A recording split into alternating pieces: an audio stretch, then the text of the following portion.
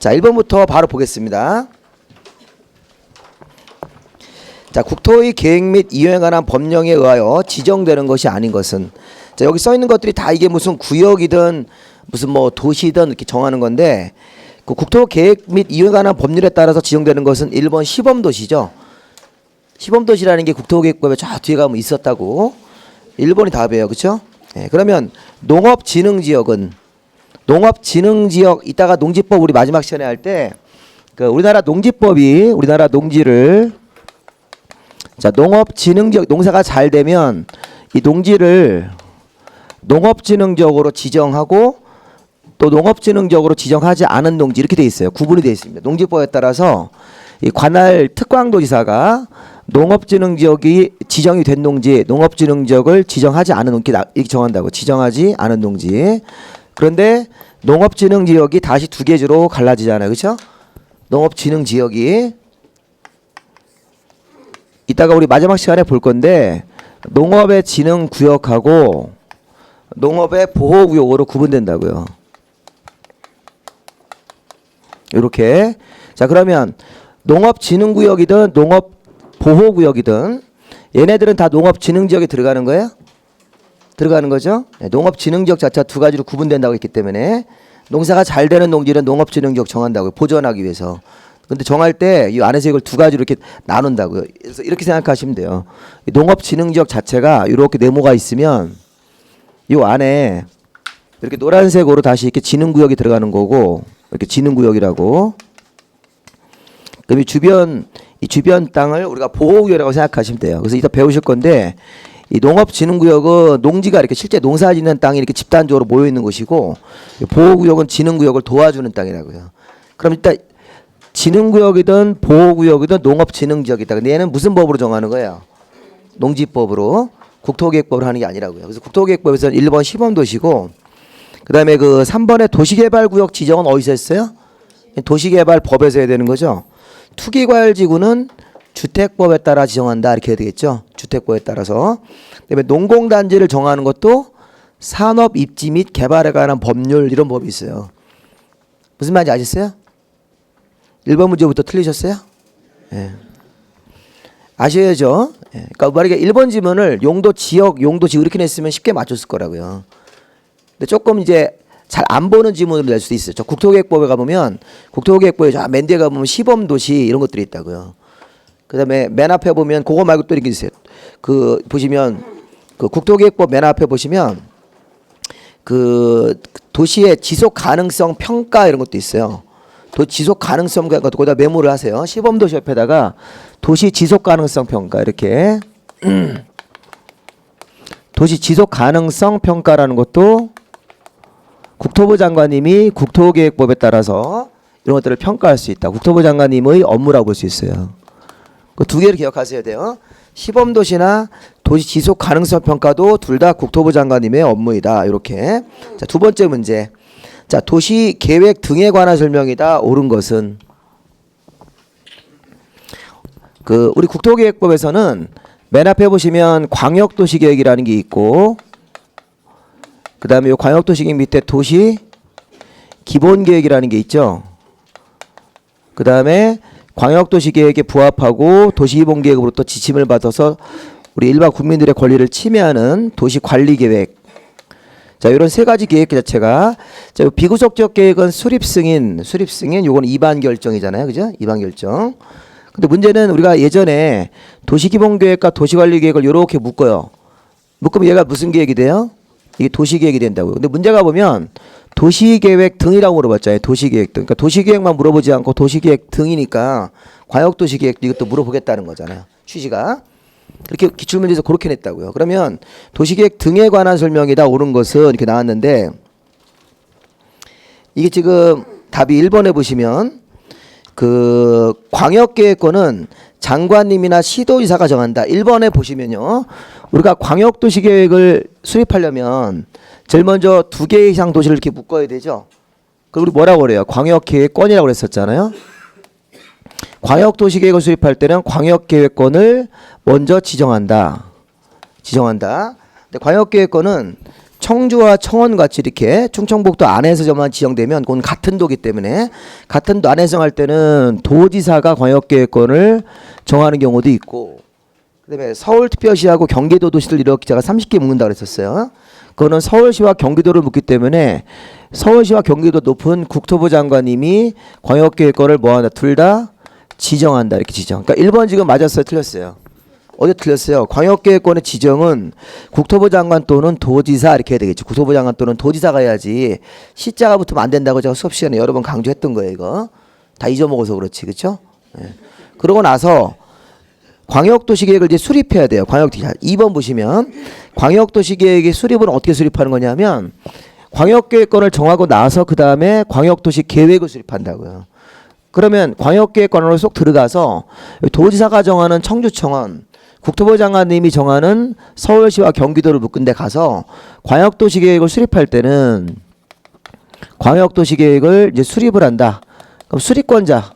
자, 이 수립권자를 공부할 때는 이렇게 해야 돼요. 여기 도지사가 정하는 광역계획권일 때는 시장군수 공동 이렇게 이 청주시장하고 청원군수가 공동 수립하셔야 돼요. 그 제가 옛날에 여기도 같은 경우에도 국토부 장관님이 정하는 그런 지역일 때 아까 서울시와 경기도는 서울시와 경기도 높은 국토부 장관이 광역계획권을 정했는데 거기서 계획 수립은 시도지사의 공동 수립이라고요. 이렇게 이런 거 있었어요? 공동 수립. 그래서 제가 예전에 이제 외우실 때 광역도시계획은 광동 수립 이렇게 외운댔어요. 광동 수립 이렇게 광역도시계획은 공동 수립이에요. 그런데 제가 시장군수가 공동으로 수립해서 승인 신청을 올려야 되죠. 승인 신청을 여기 시장군수는 도지사한테 승인 신청해야 되고 도지사한테 승인 신청 받아야 되고 요거는 시도지사가 공동으로 했을 때는 국토부 장관한테 승인 신청 가야 되는데 3년 지날 때까지 승인 신청 안 하면 어떻게 했어요? 그러면 국토부 장관님이나 도지사가 직접 수립하는 경우 있었죠. 이렇게 도지사가 직접 3년 지날 때까지 이게 안 오면 승인 신청이 안 올라오면 직접 수립하는 경우가 있었잖아요. 그래서 이게 결론적으로 이렇게 네 가지로 나눠져요. 수립권자가 시장군수 공동, 시도지사 공동, 도지사가 직접 수립하는 경우도 있고 사실 요거는 예외죠. 어떻게 보면 예외. 3년 지날 때까지 승인 신청 안 올렸으니까 이렇게. 승인권자가 직접 수립한다. 그러면 이 사람들을 다 모아보세요. 이 사람들 다 모아보면 수립권자가 되는 거죠. 되는 거예요? 그래서 2번 질문처럼 그렇게 써도 맞는 거지. 국토부 장관 나오고 시도지사님 나오고 시장군수가 나오면 수립권자가 다 지금 언급이 된 거예요. 2번이 맞아요?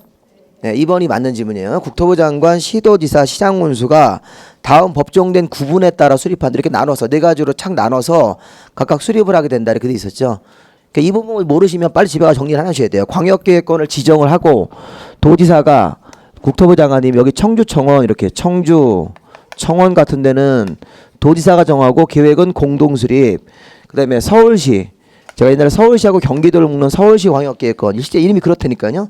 청주청원 광역계획권, 서울시 광역계획권. 근데 청주청원은 옛날에 그랬으니까 옛날 과거형이지만 어쨌든 이게 제일 기억하기가 좋은 사례라고요. 청주청원 광역계획권은 도지사가 정하고 서울시와 경기도를 묶는 서울시 광역계획권은 장관님이 지정을 했는데 계획 수립은 거기 시장군수라 시도가 공동수립 3년 지날 때까지 승인 신청을 해야 되는데 안 하면 직접 승인권자가 직접 수립하는 경우도 있다. 요거 답이 2번. 자 3번 도시기본계획은 제가 옛날에 도시기본계획은 누가 수립해야 돼요? 기획 수립. 자 도시 기본계획은 야 그 도시의 기본이 되는 계획이다. 기본. 그럼 누가 수립하죠? 그 도시의 기본 장들이 해야 되겠죠? 특별시광역시, 자치시와 자치도, 그 다음에 시장, 군수. 끝에가 도지사 그러면 안 돼요. 틀렸죠? 또는 도지사 그랬잖아요. 그런 걸 못 보시면 안 되죠. 네, 틀렸고. 그 다음에 4번 도시관리계획은 특광시 군수만이 위반할 수 있다. 도시관리계획은 어떻게 하셔야 돼요? 도시관리계획은 특별시장, 광역시장, 그 다음에 자치시장, 자치도지사, 시장 군수가 자기 관할 도시에 대해서 도시관리 계획을 입안해야 된다. 입안해야 되는데 자 예외적으로 국토부 장관님하고 그 다음에 해수부 장관하고 도지사님도 입안할 수 있다. 입안할 수 있다죠. 이렇게 할 수 있다. 이렇게 국토부 장관, 도지사님과 해수부 장관도 입안할 수 있다. 그러면 도시관리 계획은 결정 누가 하셔야 돼요? 결정권자까지 볼까요? 결정. 도시관리 계획을 최종적으로 이분은 입안하는 사람. 계획을 만들어 달라고 이렇게 계획을 처음에 만드는 입안이고, 결정권자는 어떻게 보면 5번 지문에, 그러니까 지금 4번 지문 왜 틀렸어요? 특광시 군수 많이 입안해야 된다 이렇게 하면 안 된다. 근데 그게 그 위에 3번 지문으로 올라가서 도시기본계획은 특광시 군수만 수립해야 된다 이렇게 해도 맞아요. 도시기본계획은 다른 관청 수립권자가 들어오면 안 된다고. 도시의 기본이 되는 계획이니까. 기본계획은 수립권자가 딱 고정돼 있다고요. 특광시 군수로 이렇게. 도시관리계획은 특광시 군수가 입안을 해야 된다. 원칙. 예외적으로 국토부 장관이나 해수부 장관이 도지사도 법적인 사유가 있으면 입안할 수 있어요? 할 수 있다. 추가하는 거죠. 이걸 모르면 도시관리계획은 아무것도 모르는 거예요. 입안권자, 수립권자, 결정권자 모르면 어떻게 할 거예요? 나머지 뭐 입안 결정 절차 이런 건 어떻게 할 겁니까? 기본적으로 관청을 외워야 되겠죠. 그다음에 결정권자는 이게 시도지사예요. 그다음에 대도시가 있죠. 그다음에 시장군수가 들어가죠. 이렇게. 그리고 결정권자를 요 시도지사를 우리 풀어주면 어떻게 해야 돼요? 이건 약칭이니까 특별시장, 광역시장, 자치시장, 자치도지사, 그다음에 그냥 도의 도지사. 자, 이분들이 시도지사란 얘기예요. 이분이 시도지사라고요. 그럼 시도지사가 자기 도시관리 계획을 결정하는데 대도시도 결정하고, 근데 여기 시장군수가 왜 들어갔냐면 여기 시장군수가 입안한 것 중에 5번 도시관리 계획. 5번 있었죠. 그 지구단위 계획구역 지정 그거는 자기가 입안해서 자기가 결정권자가 된다. 작년부터 이렇게 바뀌었다고요. 그래서 5번 도시관리계획 한정해서 여기 시장군수가 결정권자가 될 수 있어요. 다른 도시관리계획은 안 되고, 그다음에 결정권자가 국토부 장관님하고 해수부 장관님이 결정하는 게 따로 있었어요. 예외적으로 이렇게 결정권자. 정답은 지금 2번 다 틀려요. 1번, 2번 다 틀렸어요. 1, 2번. 지금 제가 2번 문제를 낸 취지는 광역도시계획을 광역계획구를 정해서 광역도시계획을 수립하는 사람하고 승인하는 사람 체크하라는 거야. 수립권자, 승인권자. 자, 도시기본계획도 수립권자가 있었고, 우리 도시기본계획은 승인권자 누가 있었어요? 여기 승인권자. 도시관리계획은 결정권자라고 내는 거고, 그 다음에 도시기본계획은 여기 끝에 있는 시장군수만 도지사한테 승인받는 거죠. 이 앞에 있는 사람들은 승인 안 받고. 그런 거 있었죠? 그러니까 집에 가셔서 이따 오후에 수립권자, 승인권자, 입안권자, 결정권자 이거 외우시라고요. 그거 하시라는 거예요. 지금 구체적으로 제가 하라고 정해드렸어요. 그래서 그걸 못하면 이게 기출문제에서 그런 문제가 많다고요. 입안권자가 누구고 결정권자가 이거 되게 많이 물어본다고 시험 문제에서. 그래서 그 부분을 정리를 하셔야 됩니다. 자, 3번은 답이 4번인데, 자, 이게 지금 보시면 1번 보세요. 어항구역으로 지정고시가 된 지역은 도시지역 결정고시로 본다. 이거 왜 잘못됐어요? 어항구역으로 도시가 지정고시가 되고 도시지역에 연접한 이렇게 되죠. 그 말이 붙어야 돼요. 어항구역으로 지정고시된 지역으로 이렇게 지역으로 도시지역에 연접한, 이게 안 빠지면 안 되죠. 도시지역에 연접한 공유수면일 때 이렇게 도시지역에 연접한 공유수면, 그렇게 됐을 때 도시지역 결정고시로 보는 거죠.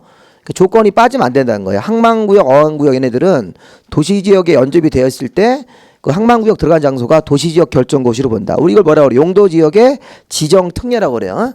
용도지역의 지정특례. 그 다음에 그 두 번째, 공유수면의 매립 목적이 이웃용도랑 같으면 매립 준공인가로부터 이웃용도지역으로 지정된 것으로 본다. 도시지역에 이웃용도라고 하셔야 돼요. 자, 이웃용도 지역으로 지정 고시가 된 것으로 본다. 단 고시는 별도로 요한다. 이렇게. 이 특광시 건수가 이웃용도가 됐다는 사실을 별도로 고시는 해야 됩니다. 그래서 2번 지문은 공유수면의 매립 목적이 이웃용도 지역과 같으면 매립 준공 인가로부터, 거기까지는 맞아요. 근데 그 뒤에가 이웃용도 지역으로 지정된 것으로 본다. 자, 3번 농공단지로 지정고시가 된 지역은 도시지역 결정고시로 본다. 자, 보지 않는다 이렇게 하셔야 돼요. 왜냐하면 이게 그 농공단지가 아니라 이게 들어가셔야 돼요. 국가산업단지. 국가산업단지 아니면 일반산업단지예요. 국가가 공장을 짓는 국가산업단지, 그 다음에 지방자치단체가 공단 세우는 일반산업단지 및 도시첨단산업단지, 이렇게 요게 붙어야 돼요. 그러니까 농공단지는 규모가 작아서 도시지역 결정고시로 보는 그 규정으로 인정하지 않습니다. 그래서 이렇게 국가산업단지, 일반산업단지 및 도시첨단산업단지 이렇게 지정됐을 때 그래서 농공단지를 싹 지우고 거기다 국가산업단지를 넣든 아니면 일반산업단지를 넣든 요게 들어가셔야 돼요. 아니면 도시첨단산업단지가 들어가든 이런 세 가지가 들어가면 그 들어가는 장소는 기존 용도지역이 없어지고 도시지역 결정고시로 본다예요. 따로 도시관리계획 결정 안 하시더라도. 자, 4번 관리지역의 농업진흥적 지정고시가 되면 농림지역으로 결정고시가 된 것으로 본다. 요거 맞죠? 네, 그 다음에 5번 관리지역의 보전 산지가 지정고시가 되면 농림지역 또는 자연환경, 그때는 끝에 그 자연환경 보전지역으로만 보시면 안 되고 그 농림지역 또는 자연환경 보전지역으로 결정고시가 된 것으로 본다. 이렇게 해야 되겠죠.